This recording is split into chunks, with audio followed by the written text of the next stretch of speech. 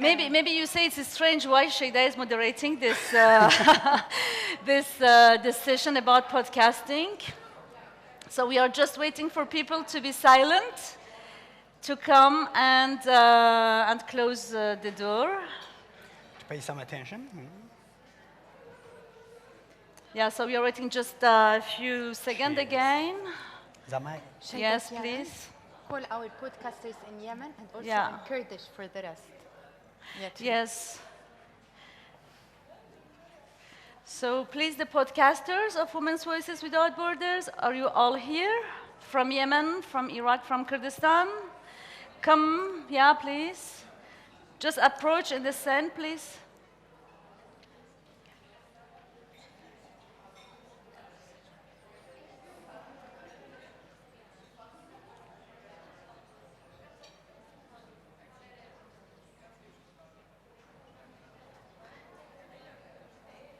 Quickly. Okay, so I start. Why this session and why I moderate? This is a story behind. 5 years ago, a gentleman called me and invited me for a podcast. I didn't know anything about podcast production, to be honest. It was very new in the world. And one of my friends in Suleimania, A mutual friend, Tara. yes, the mutual friend, Tara, from Suleimania, told me, Shayda, he's Kurdish, he's based in Sydney, and he is the first Kurdish, first Kurdish podcast.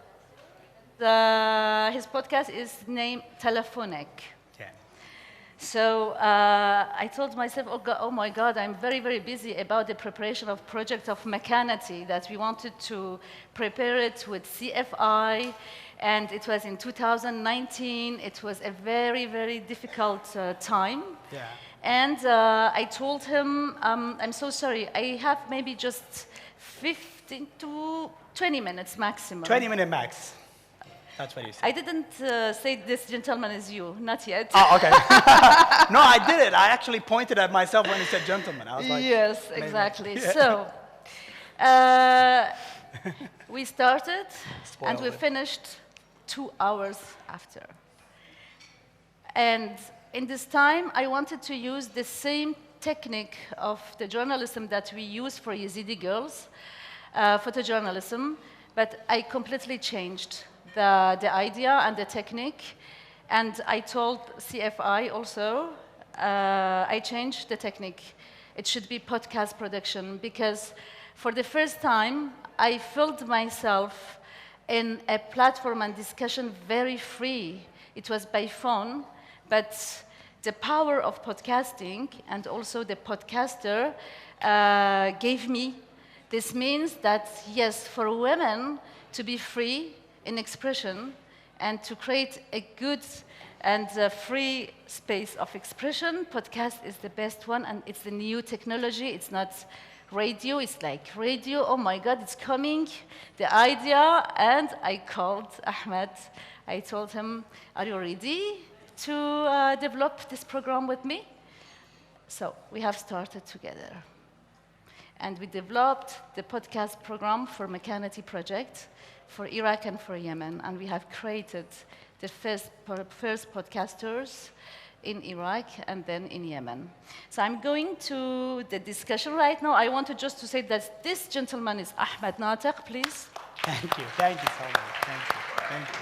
Because he's the only man in the team also. It's not just about his intelligence. It's not just about his capacity. It's not just about his relationship and his professionalism. It's about his ethic in the work with us, with the organization that you know it's feminist. And he is the friend of all the women in the network of Women's Voices Without Borders. So I congratulate him to keep his place, and I give him to start to talk. And so this is Ahmed. And the second one is Sahar, that you know very well since yesterday. So Sahar, she is, she is the director of our organization here in Erbil, and she's managing also our trainings for Iraq and Yemen podcast and the other projects that we have with in Qarib project in the articles, and so she is a main person here in the office. But her story also, this is a story that we want to talk about it. So I give the floor to all of them. I start by Ahmed. All right, hi everyone. I'm the gentleman, by the way, that she was talking about. To be honest, what she told you, that story, it felt like a fate more than anything. It was a fate. Because the early 2000s, like 2004 and 5, I had like a couple failed attempts to create women technicians in media. It was failed. And I gave up on the idea, to be honest, and stayed in my head. It became that weird obsession. Why we don't have women behind the mixes, the camera, the technical roles that they are the real decision makers in media, to be honest. So when I had that conversation with Shada, and when she told me about the program, I was like, oh, this is perfect. This is perfect timing. I can actually achieve the obsession, the goal I have in mind, with this lady here. And her passion and energy was so leveled with me. It was equal, By the way, we don't know what is vacation in Shada. So we usually work more on weekends than the weekdays. And a different time, because he's living in Sydney, so we have 8 hours difference. Yeah, I got at the start, I used to get calls 2 a.m., 3 a.m. from Shada saying oh, I have a different idea. Can I discuss it with you? I was like, okay. So I have to listen. It's 2 a.m., but I'm going to listen. But seriously, we started with Mechanity. And thank you, Shada, for getting me involved. Thank you, Ash. Thank you, everyone who's involved with Ash or supporting Ash. And thank you, Sahar, for getting me involved, seriously. Because I feel like I achieved that goal. I feel like the obsession is it's a bit calmer in my heart. I feel like I've achieved something because I see these powerful women here. I hope you join them when they record a video cast in that room. When you see them work behind the mixes and stuff, it just feels right. It just feels like this is the time. It's 2025. Why we always have men behind the equipment? Why we don't have women? Going back to Mechanity, so what we did, we started with Mechanity, but like every other part, like every next part, we changed something. We never stayed in that same program, same idea, same concept. We always improved, and improved till we reached Women Voices Without Border. We had this discussion. I said, as an insider in media, as a man in media, the real decision makers are the ones who are powerful and fully equipped as a technician. They are the real decision makers. Mm-hmm. We should actually concentrate on technique more than anything. Get these girls to work as a technician more than anything. So that's why we concentrated on everything technical in Women Voices Without Border. And our motto was, our slogan was, we're gonna fully equip you. You're gonna be a one-woman crew. That's what we said, a one-woman crew. An idea can be one word. You can turn it into a show, a podcast, whatever you want. You don't need any outside help. You can do it all for yourself. That's the aim, that's the goal. And I'm assuming the girls will testify on that one. And they can actually get one word, turn it into an idea, to a script, to a production, from pre-production, production, and post-production, and publish it. Even they actually fully knowledgeable on marketing. So they don't need anyone now. They don't need any outside help, man or woman, to be honest.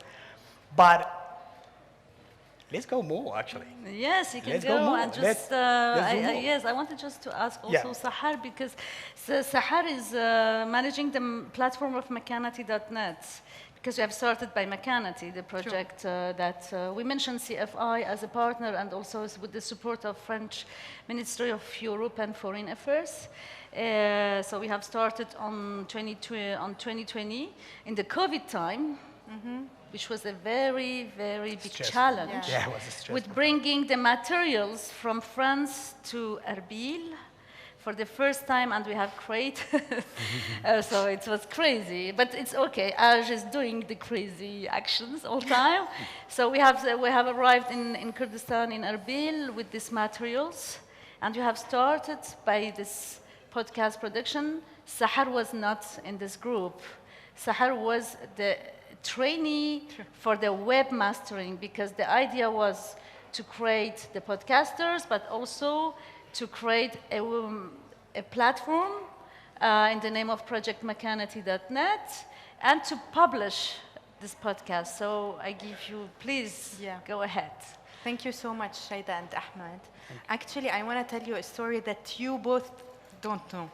When Okay. Shaida called me and told me, I was at that time a trainee in webmastering. She called me and told me, Sahar, I want you to record a podcast. And I was like, I'm used to say everything okay, even when I don't know anything about the subject, and then I Google it. Yeah. And then without even knowing it, I called podcast broadcast, and I kept calling it broadcast, and Ahmed would get upset. No, Sahar, it's a podcast. It's quite different. And my first episode, I was guest. I was not even the host. And oh my God, it was like, I don't know, Monte Carlo Dualia in 1980. Really, it was like that. Do you remember, Shaida? Yeah. I was speaking in Fusha. I was very tense. I had all the statistics. It seemed like a radio station from the 80s. The more I got to know about podcast, the more I loved it. But the thing that I did, the first thing that I did, I tried when I was Googling what does podcast mean. At that time, there was no ChatGPT. So I started listening to podcasts in Arabic. There were few at that time, but I didn't find a lot of women podcasters. And for someone like me, like I was raised in an all-girls school. I was born, I have 4 sisters. My cousins are all girls. So for me, like to feel that I really connect with what I listen, I needed to listen to women. And this is the lack that I truly found, Ahmed. I don't know if you agree with me, that we did not have enough women podcasters. So But I in was this time, we didn't have men podcasters also. Yes. In Iraq. Yeah, but like we didn't try to create a podcaster. We actually didn't want to create a podcaster, just a podcaster. We wanted to create a producer that can Exactly. do everything. So being a podcaster, anyone can be a podcaster, to be honest, because podcasting is a free speech. It's a full free speech. You can have your own podcast in your own living room if Exactly. you want to. But creating a producer, that was the challenge. You know, producer they have to do A to Z for the production, which Z will be publishing and marketing, you know. And So that's writing why, content. like A to Writing Z, like content. writing content and all Everything. that. I just wanted to add that. Sorry, And you remember, Ahmed and Shaida, when we first brought the trainees to the studio, they were really scared from the equipment. It was very intimidating. Like, I do not know how to use it, so many cables. It was terrifying for them. And honestly, it was also terrifying for me because we're not used to see women technicians. Exactly. So this idea is coming. You know, I know Kurdistan is about long time, and I studied in Suleimani University in media department. But in this time, I had just one workshop outside of university. It was with Mustafa Horan Gharib. It's about a very long time ago, and it was about the production of documentary. And I made my first documentary. So I started to work in the field and to touch the material, so to work with the editors and to start also to learn. So I I produced myself alone from A to Z documentaries. I made maybe more than 10 documentaries, and I feel I understood for women to bring the place in the media. In the media, it's not just to do the studies in media department or also to be presenter, because I see and I met too much journalists. So I just talk about Kurdistan, for example, my experience in Kurdistan. So I met with a very powerful woman, but when I asked them, so what do you want to do? So for them, I want to be presenter.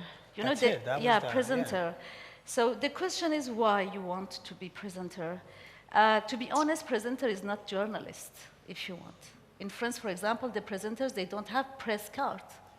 They are just, presenters. You have the press card when you are going to field, when you are producing the report in the field, okay? So it was a shock for them. They didn't know.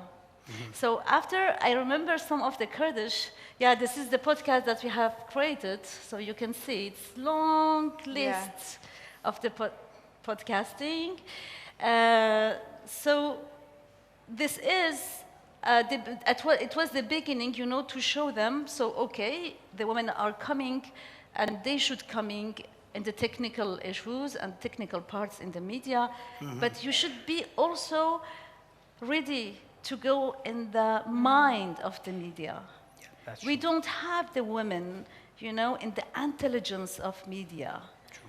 In Kurdistan, in Iraq, and really in the Middle East, we don't have too much women. We have, for sure, but not too much. It means the level and percentage, it's more. Very little. Yes. So gender equality in the media, it is one of our big goals. Exactly. So how we can do this equality between men and women in the media? We should give the space to the women to go in the board members. We don't have any women that manage the media here, for example. So if we cannot participate, the strategy of the media, how we can ensure the subject that is related to gender, just let me know. How? Yes. So the girls who came and participated, and they are present here, and after I will call all of them to come here. So they have understood, they found their spaces, and they really, really want to go in the leadership. So for us, the technique in media is the leadership. Well, my only point of concentrating on technique for women in these programs was, like I told you, I'm an insider, okay? I work with all the TVs here. I said they can easily get rid of a reporter, host, even writers. They can get rid of those, easy. They can make a decision now and hire 10 other ones, okay? But I said, if you are technically smart, and if they rely on you and your technical skills, they can never get rid of you. Because the technicians, like I said, are the decision makers. They are the powerful ones in the media. And when I first talked in a TV, I don't know which TV was it, I was talking about this. But let us know. It was Kurdsat, by the way. Freedom of expression, it's really, really needed. Yeah, so when I talked about this, I got some messages from my friends. And they go like, why are you talking against us? This is not good. So you want to bring a woman and replace me? Because I said my goal is to replace men with women behind, with all my respect to that guy there, behind the camera, But I think we've achieved it somehow. I hope you go, even if it's for 10 seconds, when they record a video cast, you see these lovely girls, how they work on these equipments, how confident they are. You can even test them, ask them some technical questions. I asked two of them to come here, please. Yeah. So I asked firstly Jawahir. Jawahir Omar, she has studied, please Jawahir, please take your space. Yeah. So Jawahir, I met her. You talk about your story? Okay. Yes, okay, so go. Please. دمیر باش بکرتی باسی تجربه خون دکم لگل آش به زمان انگلیزی. Hello everyone. My name is Joy Omar. I have been living in Erbil since 2015 and graduated from Media Department at Salahuddin University. I currently work with AJ organization in Erbil as a studio manager, production coordinator, and podcast trainer. I have been part of AJ for almost 5 years now. When I first joined it, I was a fresh graduate, struggling to find opportunities in the media field. I started as a podcast trainee with AJ, and that marked the beginning of my journey. After completing my initial training, I produced 2 podcast series. One focused on the stories of Syrian refugees living in Kurdistan, and another titled Mahattat, which means stations, highlighting life-changing moments shared by our guests. Later, I attended an advanced podcast workshop to strengthen my skills in podcast design, recording, and editing. I also completed a training of trainers TOT program, which helped me grow into my current role as a podcast trainer. Today, I manage the AJ studio in Erbil. I am proud to be one of the very few women in Iraq and Kurdistan working in such a technical position in media. I have produced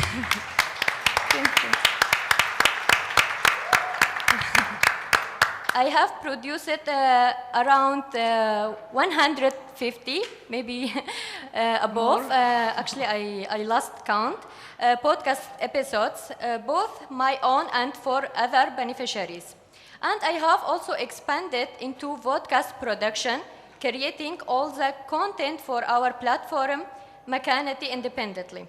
I am honored to be part of Women's Voices Without Borders and contribute to AJ's mission of empowering voices across the region. I am grateful to be able to support women in raising their voices. Thank you. Bravo, Joya. Bravo. Bravo. We are so proud of Jawahir, and she is also trainer. So she became trainer. Yeah, well, like I said, we want to replace exactly. men. So we said, Please. why not replacing me as well? So they replaced me with all these lovely women. And I'm not a trainer anymore. They are the trainers now. Yeah. So I call now Mariam Jinan We'll start by replacing you. to continue the story of women empowerment by technique. Go. We are so huggy. Hi everyone, good evening. So my story is a little bit similar to Joya because also we work together.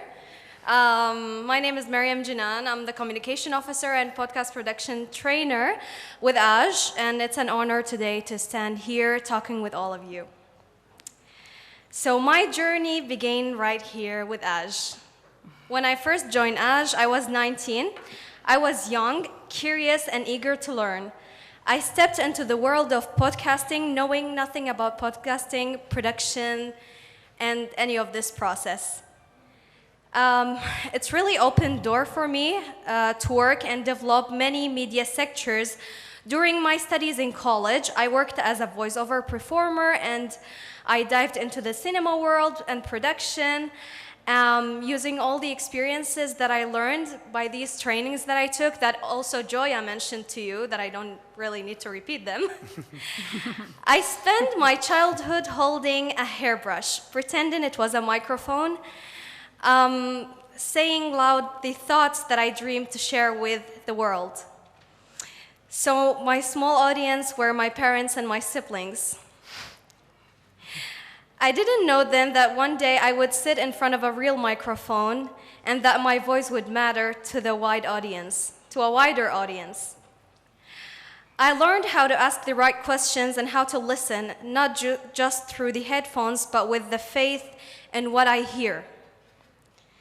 And most importantly, I learned how to produce myself from A to Z without asking any male friends, you know, in the production field. You asked me a couple times, so it's fine. Yes. I want to also thank Mr. Ahmed because you really believed in women's rights and that women really should find their places in the technical parts. Yes. It's a privilege for a man to be this platform that we wanted to give just 100%. to women. It's an honor. It's an honor. So today I stand in this stage as a trainer myself, and I don't say that to highlight my personal growth, but to show what AJ makes possible. This organization believes in young people. It believed in voices that are still finding their ways and give them the tools, the space, the trust to become leaders. So I'm losing the second page, sorry. By the way, she is one of the very beautiful voices that, that we received from the audience. Yeah. She's the voice of Iraqi Airways, by the way. الرجاء وضع أحزمة السلامة. Yes. Okay, so I'll continue what I'm saying here because I'm in order. So all of this happened in the framework of Women's Voices Without Borders project and Makanati, as Sahar mentioned, the platform that we created through what we learned, that you can all visit, by the way, and please give us your opinion. So yeah, it didn't even give me only my space. It's all the girls in here with the audience. Some of them are with us in the Makanati project. I'm endlessly grateful for every person who saw something in me before I fully saw it in myself, starting from my family that I always mention, and the AJ team, my colleagues, and to Shayda Hisami. I carry your guidance with me every day. All the things that you taught me, all the things that you said to me, and all the experiences that you gave to me. Thank you so much.